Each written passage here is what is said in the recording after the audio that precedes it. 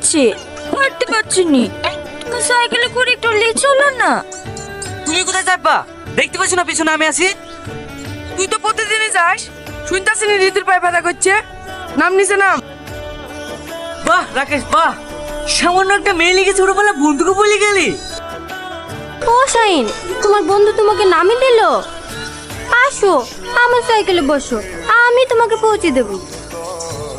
না না, আমি ওই শালাদের মতন টাল না যে তোমাদের ফাঁদে পড়ে যাব। আমি একাই দই টেনে ধরে থাকবো, তোমরা যে কি করে যেত তাও আমি দেখছি। ও জান, চুপ, আমি পাগলা না ওদের মতো, আমি পুরুষ। Good morning